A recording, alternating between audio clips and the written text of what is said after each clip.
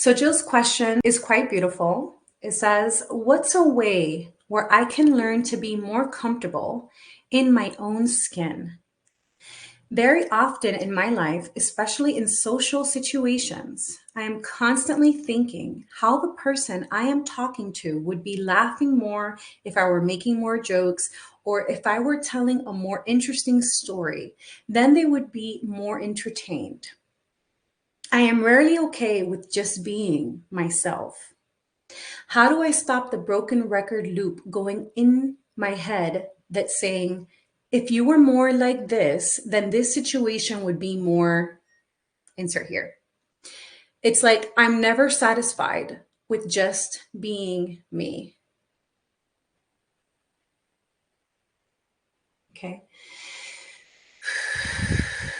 So let's feel the energy in that question, because it feels like there's a lot of torment in that question. Can everyone feel that? You can go ahead and communicate with me in the chat as well. What do you feel when you hear Jill's question? There's this sense of anguish. There's this sense of torment in a sense of like feeling trapped within your own self. There's this sense of I'm just not enough. And I think the ego is very intelligent. It kind of disguises it into like never being satisfied being me. But I think what's underneath this question is just not thinking that me is enough. The question for you, Jill, is why do you need to put on a performance? Who taught you that you needed to manage someone else's emotions, their emotional state, and make them happy in order for you to be more valuable? Why do you need to entertain someone? Why do you need to make them laugh? What would happen if they're neutral? What would happen if you weren't responsible for the way they felt? And why are you taking it upon yourself to make them happy? This is the unhealed empath that I teach about. This is codependency underneath it all. I remember in an ayahuasca ceremony, whenever people would start to wail and scream and lose it, I would get very dysregulated. I would feel very fearful. I would start to contract within myself. And I asked Mother Ayahuasca, can you please reveal to me why I feel like this when I hear other people cry? Like, not everyone else is affected the way I was affected. It would really affect me. Like, I would run out of that temple, like petrified. And she said, deep, deep, deep, deep within yourself, the reason why you're triggered is because you think that you're responsible for their emotional state. You feel uncomfortable when someone else is uncomfortable. Because deep within your mind, you learned that in order for the environment to be safe, in order for you to be safe, then everyone around you needed to be a particular way. They needed to be safe, which meant they needed to be at peace, right? They needed to be happy. They couldn't be angry. They couldn't be discontent. They couldn't be depressed or sad or emotional, because deep inside there's a program running that says, I'm responsible for the emotions of those around me. And one of the most liberating things I ever did for myself and in my own healing was, I'm not responsible for the emotions of others. The way someone else feels is their responsibility, is their experience, and it has nothing to do with me. And I'm not responsible for it. And it's not my job to manage it, to correct it, to fix it. I could allow it and just let it be what it is, right? And so there's many different aspects to this question, but definitely the codependency, which is what, you know you've struggled with this, right? This is where the addiction comes from, because what is addiction? Addiction to anything is needing something outside of you. It's a dependency. So when we have codependency, we depend on people, substances, experiences, situations, money, whatever it is, for a sense of value, for a sense of peace, for a sense of safety. This is codependency. And most people think they're in a relationship, but they are really codependent. Okay. And so it's just acknowledging this is just the codependency that you can see so clearly with the drugs showing up in a different way, like in the way that you interact with others. And this was very important for me in my own process, because even when I started my spiritual counseling and coaching business years ago, I didn't realize that I was starting it because of this wound, you see? And so I would get very frustrated with my clients within myself. Not, I would never show it, but I wanted them to heal more than they did.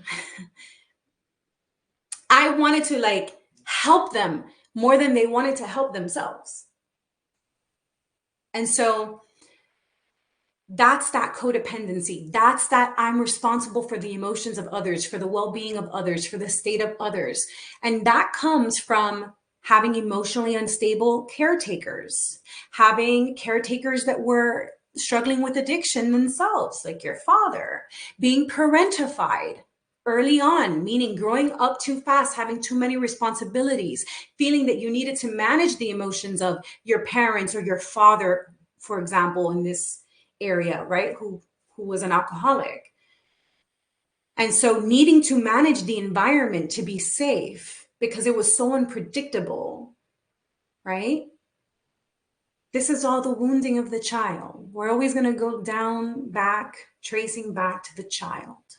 And it sounds like a child in this comment, a child saying, how can I just be loved?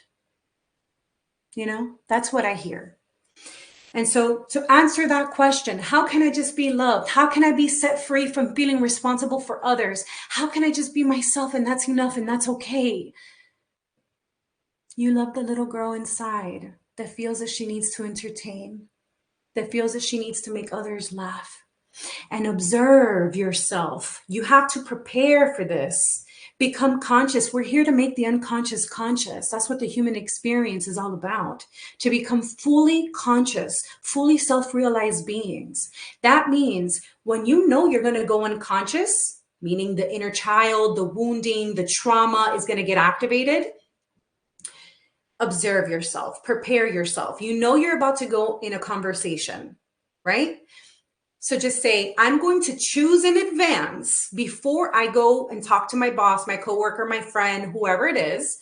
I'm going to choose in advance to observe myself and to break this pattern.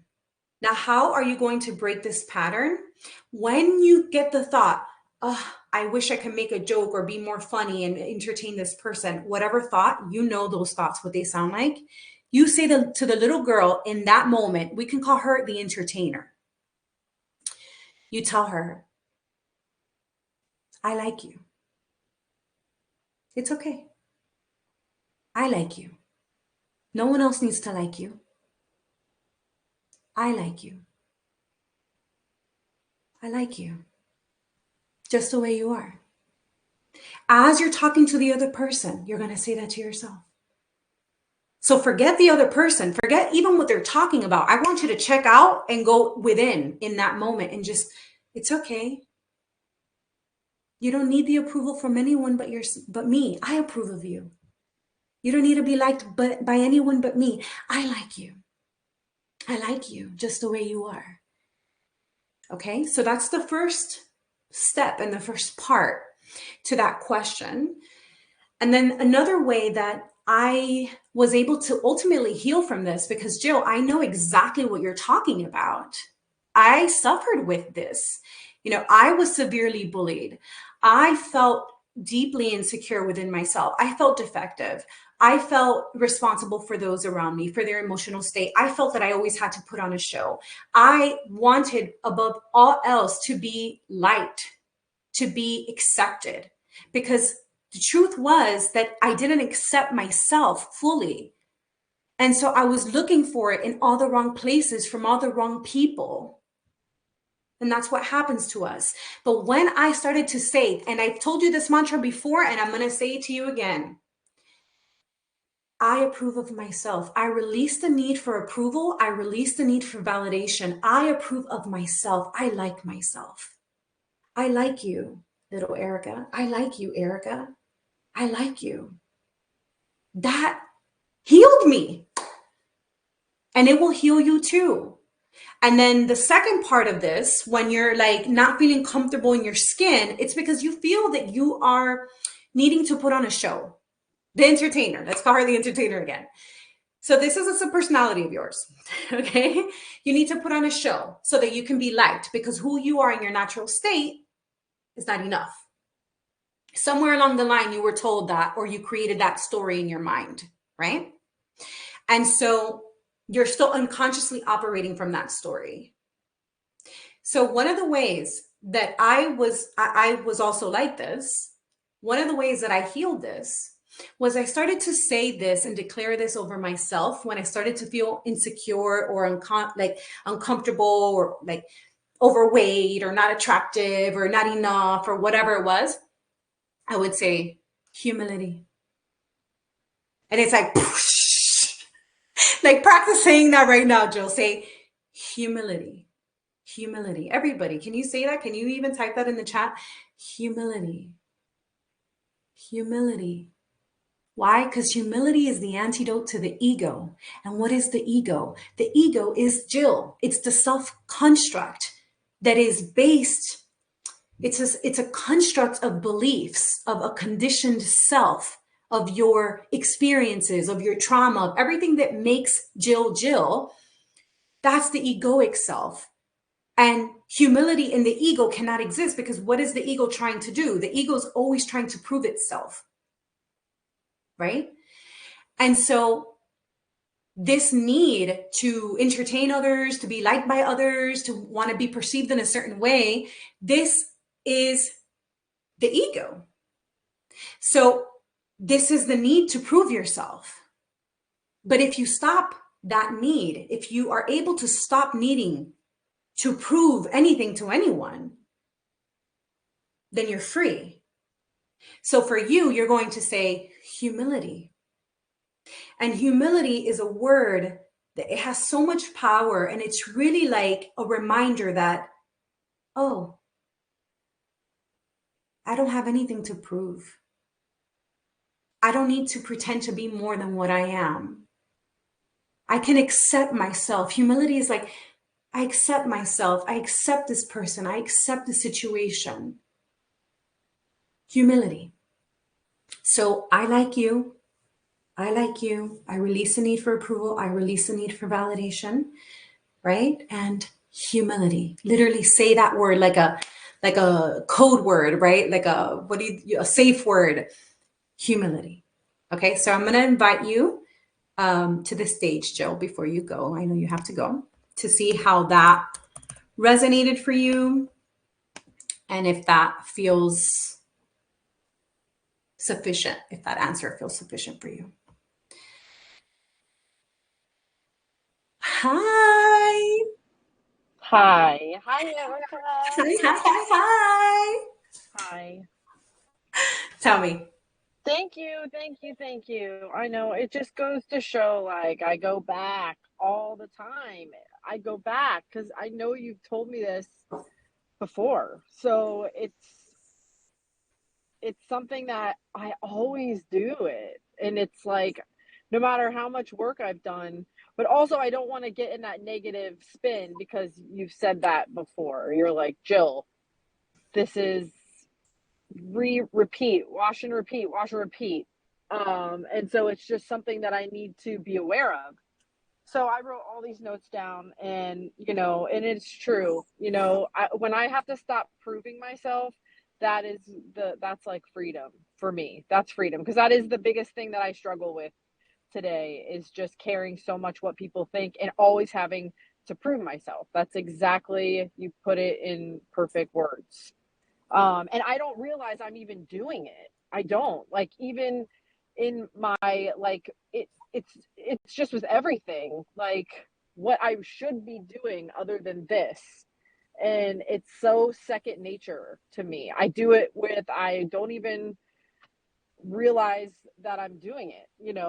I was with, this is what triggered it, was being at a old folks, at a assisted living with my friend this weekend. I was taking care of her, and I was talking with some women in the room that she was meeting. And immediately I was meeting these women that I don't know. And I was going in my head, oh, if you were your mom right now, you would be being so funny. You'd be laughing, and I've done this before, in like this exact situation has happened actually in like the same type of setting. So it happens again, and I'm like, in my head I'm like, oh, like these women are probably thinking like you're not fun and you're not. I'm saying this out loud now, and I'm like, it's absolutely like crazy. I'm like, who cares what they think? Like, oh my gosh.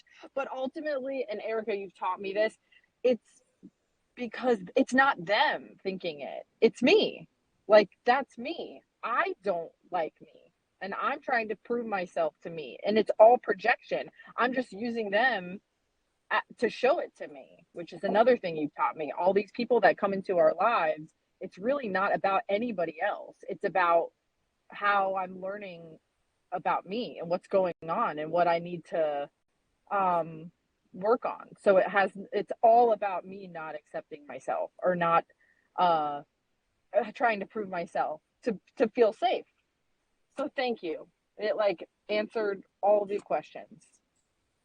That's exactly what it is. Yeah.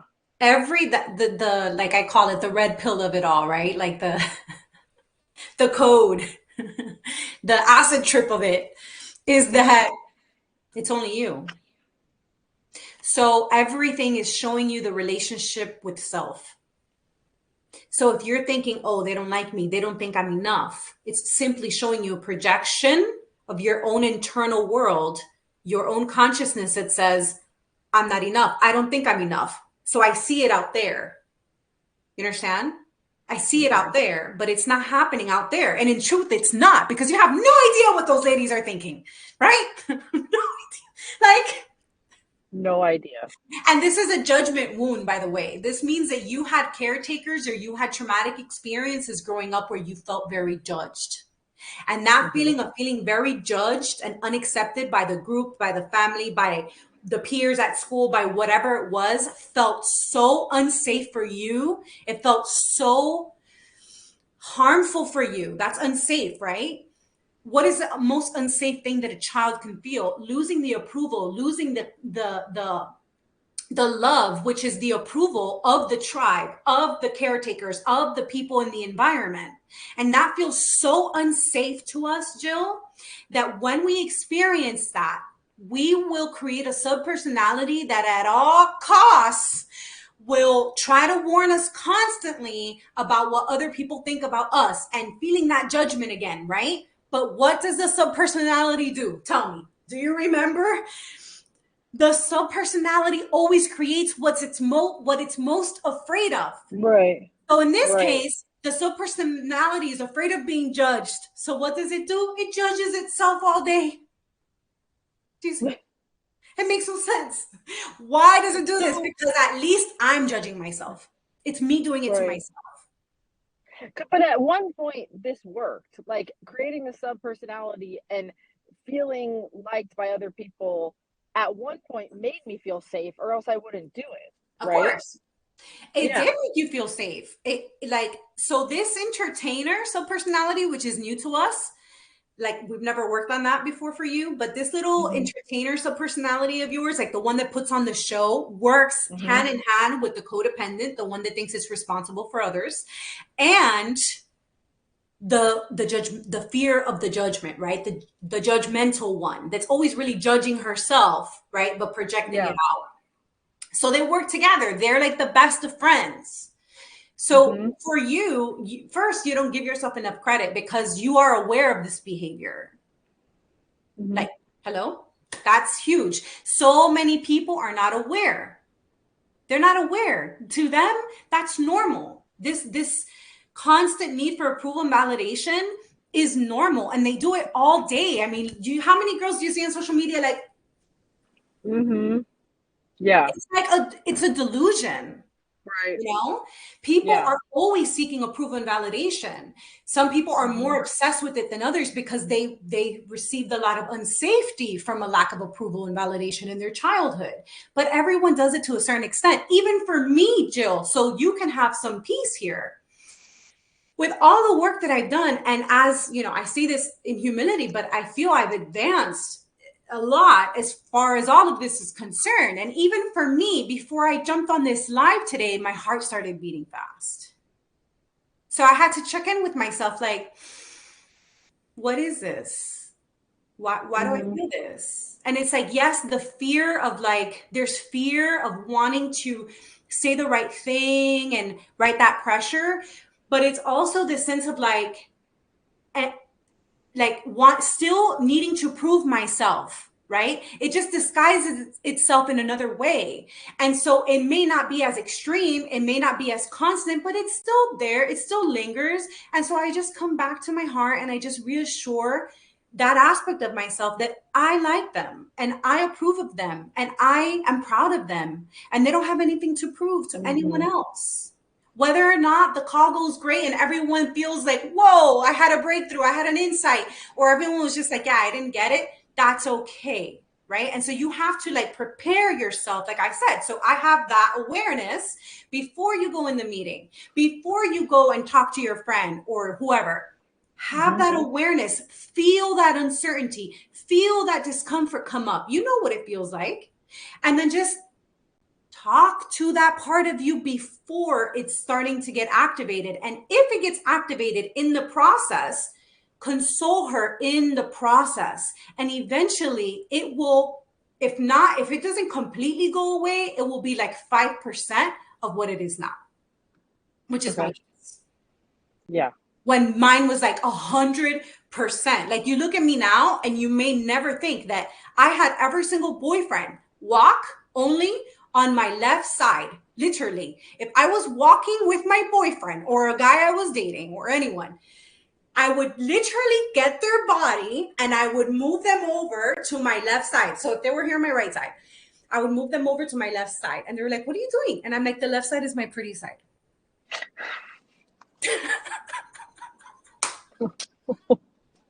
They're like, what? I'm like, it's yes, I feel that the left side of my face is more attractive than the right side of my face. My nose looks bigger on the right side. And, you know, they called me Pinocchio and big nose my whole life. This is this huge trauma of mine. And I was literally, what's underneath that? Well, if they see my ugliness, my big nose, and the way I really look on my right side, then they're probably not going to love me. It's a delusion.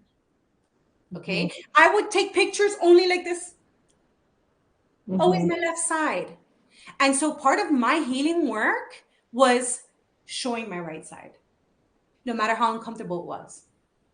Putting my hair up, even though my whole life they told me I had big ears, and my mom was always like, oh, you have big ears. You look awful with your hair up. You should never put it up. I would only put my hair up. If you look at my TikTok, most of my videos are with my hair up with no makeup on camera. Why? Because I was afraid of it. So you got to push through the delusion so that you can see it's a freaking delusion.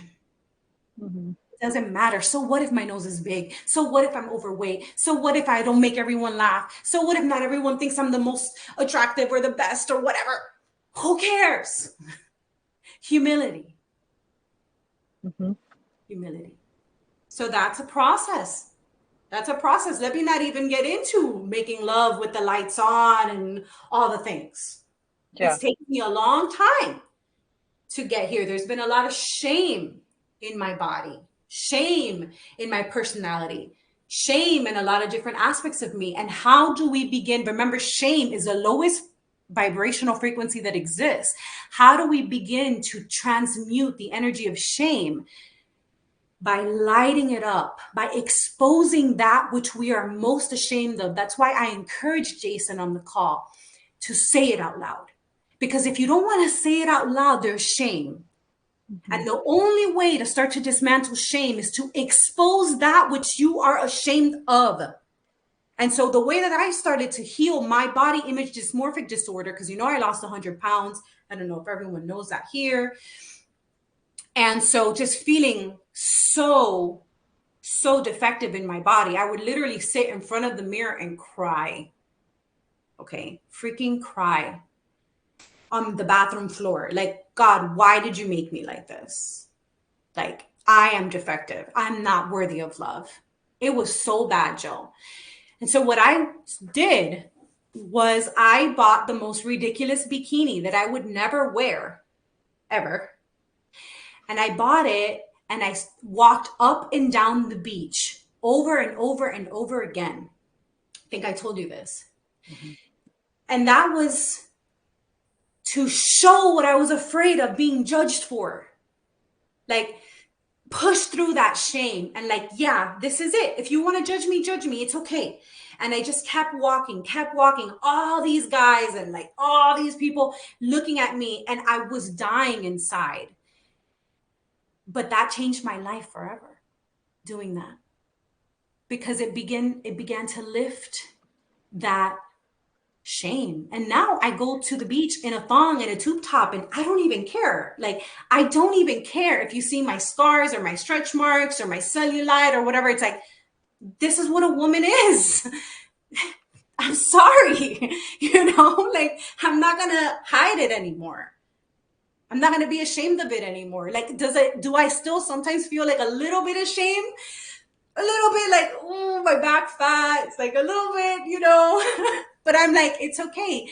Humility. Like, my back fat is beautiful. It's feminine. It's real. It's voluptuous. This is like, okay. I don't need to be something I'm not. I'm okay. And I'll even grab my back fat and just be like, it's okay. Like, little girl, like my mom would put me in the mirror and say, look at you. Look how fat you are. You're not going to do anything about this? I was 10 or 9 years old. What am I going to do? I don't know. But to this day, like, I can still feel like, look at this. Like, look at this roll. Look at this fat. Look at this dimple. And so I say, yeah, look at this.